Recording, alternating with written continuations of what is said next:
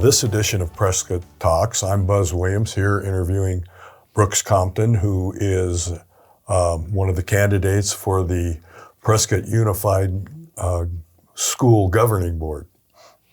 Now, Brooks, the last time we talked, you exposed a lot of the things that are going on in the Prescott Unified School District that a lot of people, I'm sure, didn't know about. Today, we should probably find some solutions. And you can't really attack a problem until you acknowledge that you have one. You've showed everybody that we have a problem.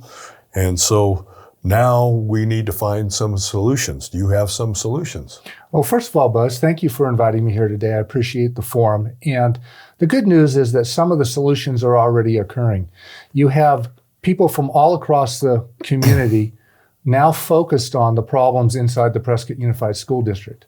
For example, I have to give thanks to Prescott E-News for covering this story, for yourself, Buzz, for having your willingness to come seek me out and find out what was going on months ago. And we have lots of groups that have been bringing the issues in the school district to the forefront that really need attention. And I am very appreciative of groups like the Republican Women of Prescott and Granite Mountain Women's Club and many other Republican organizations that are willing to speak the truth about what's happening. In terms of solutions, one of the best solutions I can think of is in the past, this board has always been treated as a part-time job.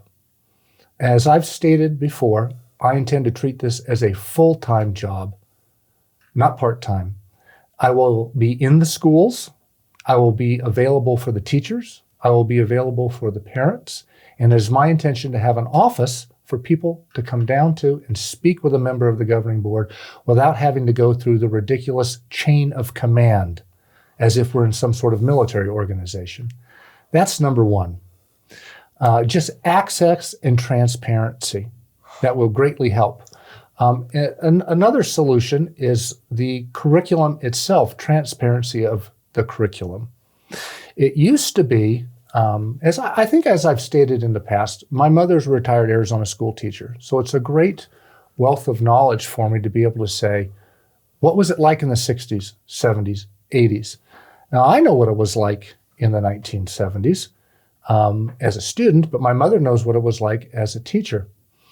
It used to be on Fridays, teachers would have to present their lesson plans to the principal. And then the principal would approve the lesson plan for the following week and make sure that it was within the approved Arizona curriculum. That's the single most important difference from the past until now. Do you think that's happening now? I do not believe that that is happening now. I believe that the teachers are bringing in a lot of material that is not approved. So when you are told that this material is not part of the approved curriculum, technically they are correct, but the material is not coming in through the approved curriculum and is not approved by the principal. So my suggestion is we go back to what works. And what works is every Friday, the teachers present their lesson plans to the principal, and then the principal must approve the lesson plans. That way, if there's a problem, we know exactly who to go to. It's that principal. That's number one. Now, if we can do that, and we're already online, this curriculum for the next week coming up should be available to the most important people that there are in this conversation, the parents. The parents will have access the week before. They'll know what's going on, and that way they're well informed.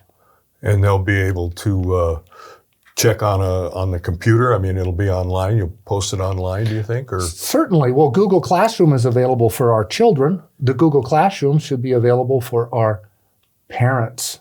True. And also the taxpayers in the community. The taxpayers who don't have children have a right to know what's going on. They're paying for it as well. Exactly. Now, we talked before about the critical race theory. How did that get into a conservative, small town schools like we have here in Prescott? Well, in short, for when you and I and many of the members that are of our community went to school, it's the culture of education that has changed. That's the problem. We have many teachers that are coming out of universities that are already woke, and that's a big problem. And the supplemental material that I spoke to you about is where they're bringing it in. So you have the individual teachers who may have a particular political bent that they want to promote in the schools. And so unbeknownst to the parents and unbeknownst to sometimes other teachers, this material is being brought into the school. The easy fix for that is, once again, make sure that the curriculum that the children in that class are being taught is available to the parents and everybody in the community the week before it is given to our children.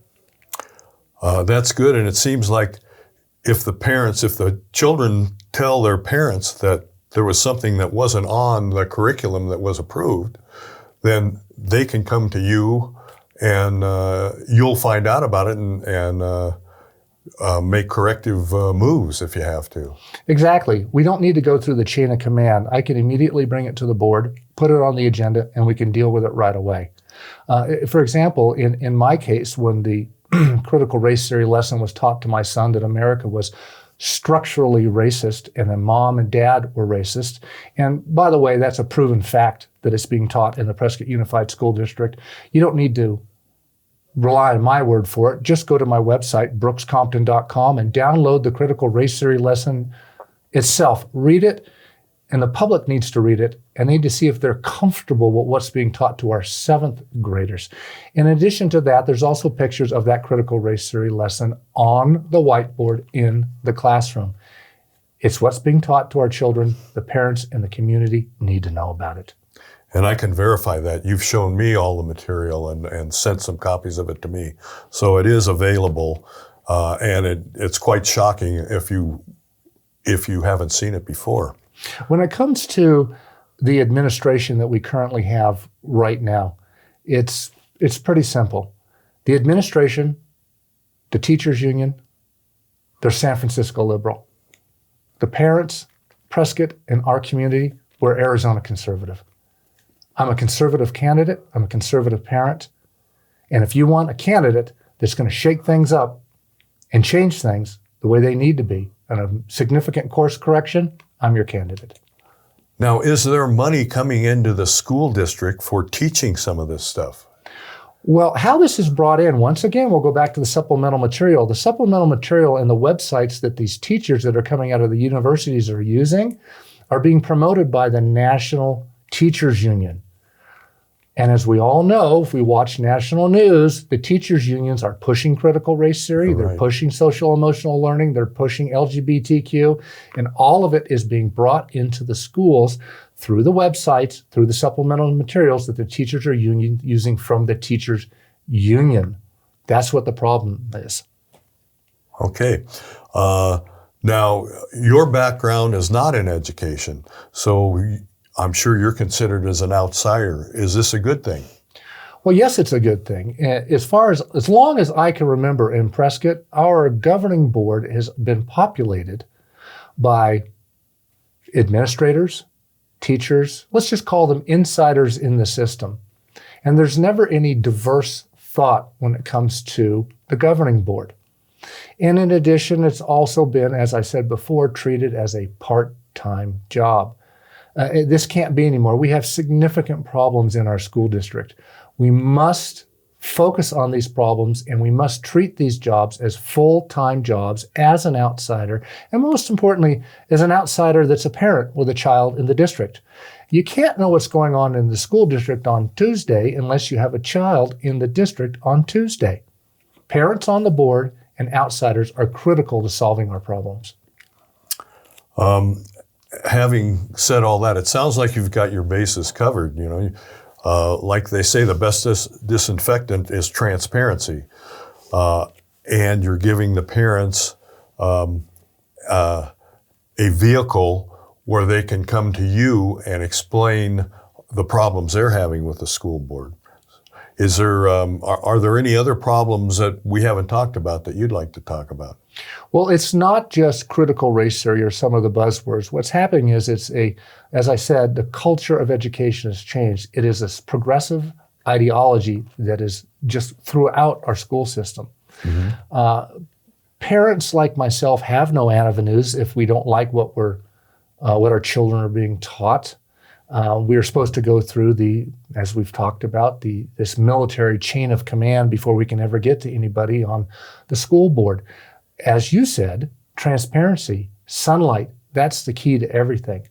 Now, I have been at events and I have spoken about critical race theory. I have displayed videos of ICE officers that are ripping apart our families at the border that have been displayed to our 8th graders, and how Malcolm X is somebody that needs to be emulated. And I've shown those lesson plans. I've shown those lesson plans and those videos while senior administration officials have sat and listened. And if they were doing their job, they would have come up to me afterwards and said, Brooks, what is this? What's this problem? Where did this lesson plan come from? They do nothing. The reason is because they know it's being taught and they know it's happening and they know I have the proof. With that said, they had 2 choices: admit to it and face the consequences, or circle the wagons and deny and lie. They've decided to circle the wagons. I don't read the Prescott Daily Courier, but I'm told that they've had articles in there that deny that this stuff is occurring in the Prescott Unified School District. Well, they deny that it's part of the actual curriculum, but it's coming in the supplemental material. That's where it's coming in. It's just sort of a dance on words is what they're playing with. But no doubt that it's there. And if, ever since the primary election has been over with and we're now into the general election, I have been inundated with photographs, lesson plans from from teachers, from people within the administration, from other parents, so many so that I can't even keep track. If you go to my website, brookscompton.com, you can download critical race theory lessons. You can download the lesson given to our 8th graders that Malcolm X is a remarkable man that needs to be emulated, along with the video that was played that they were taught to emulate Malcolm X, as well as if you'd like to see a Black Lives Matter clenched fist raised. It's in Prescott High School right now. You're kidding me. No, given to me by a parent right now. Black Lives Matter clenched fist in Prescott High School. And the Black Lives Matter people have stated openly that they're Marxists. Yes. Well, this all boils down to my number one goal. That's to remove 100% of all politics from the schools.